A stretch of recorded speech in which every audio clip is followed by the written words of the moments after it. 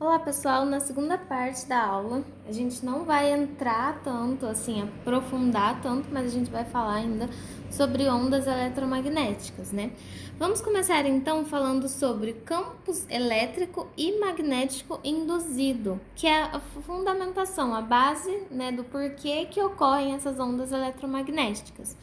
Então, um dos fenômenos básicos do eletromagnetismo é que campos magnéticos, representado pela letra B, né, variáveis, vão causar então o surgimento de campos elétricos variáveis. Então, campos magnéticos variáveis podem induzir o surgimento de campos elétricos variáveis. E o contrário também ocorre, ou seja, campos elétricos variáveis podem induzir a formação de campos magnéticos variáveis.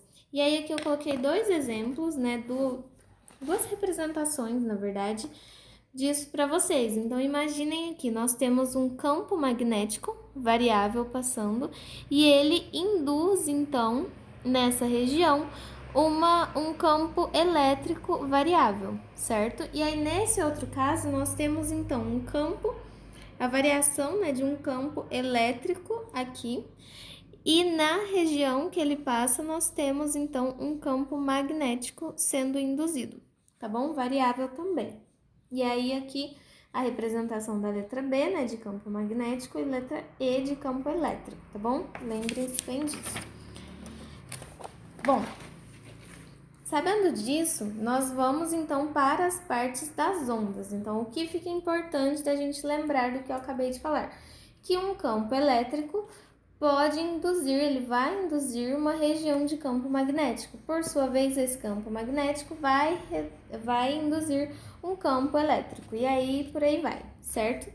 Bom, então a teoria desenvolvida por Maxwell, o que ela vai falar? Ela vai falar que as ondas eletromagnéticas, então as ondas eletromagnéticas são constituídas pela combinação de campos elétricos e campos magnéticos induzidos que se sustentam mutuamente, ou seja, foi o que eu disse, e a gente vai ver melhor agora no gráfico que eu vou mostrar para vocês.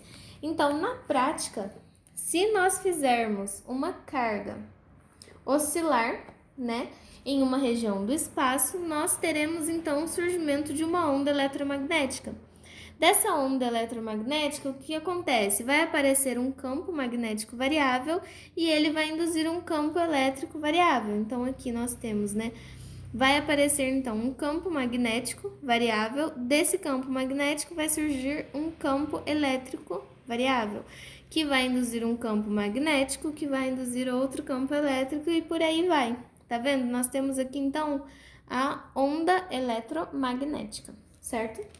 Então esse movimento, o que foi descoberto, né? Que gera, então, um movimento ondulatório e a diferença das outras ondas mecânicas que se propaga, inclusive, no vácuo, ok? E aí eu coloquei aqui para vocês verem na página 185, que eu não desenhei aqui no caderno, o gráfico de uma onda eletromagnética propagando-se no espaço. Vou até pegar aqui para mostrar para vocês. Olha só, nós temos, então... aqui. A linha vermelha, nós temos então, aqui, né, seria nesse plano, assim, certo? Aqui, olha, no plano do campo eletromagnético, nós temos então o plano de oscilação do campo elétrico, certo? Já aqui nesse plano, assim, né, no eixo X aqui, no eixo Y, desculpa, nós temos aqui, aliás, no eixo X mesmo, enfim, nos dois, nós temos a propagação de uma onda do plano oscilatório do campo magnético, certo? E aí, então, representado em vermelho a oscilação do campo elétrico, representada em preto aqui a oscilação do campo magnético, ok? E aí, a junção nos dá, então, a onda eletromagnética. E essa onda, ela possui uma velocidade de propagação. Então, após, né, fazer muitas contas, teorias, enfim, que a gente não vai ver aqui, a gente vai ver só o finalzinho dela, porque não compete, né, ao assunto. Eles chegaram então à conclusão que a velocidade de propagação das ondas eletromagnéticas no vácuo, representada pela letra C minúscula, pode ser calculada então pela raiz de 1 dividido por a permeabilidade magnética do vácuo, que é esse μ0 aqui, que tem o valor de 4π vezes 10 elevado a menos 7, com essa unidade, multiplicado aqui pela, e aí eu vou virar aqui para vocês para mostrar, multiplicada pela permissividade elétrica do vácuo, que tem o valor de 8,85 vezes 10 elevado a menos 2, coulomb ao quadrado por Newton e metro, ok? E aí a gente ainda tem a constante eletrostática. Eu acho que faltou aqui na minha fórmula. Não, tá certo. Bom, gente, e aí com isso a gente chega aqui. O valor, então, da velocidade de propagação das ondas eletromagnéticas é de 3 vezes 10 elevado a oitava metros por segundo. Imagina o quão rápido, né? É a velocidade de propagação das ondas eletromagnéticas.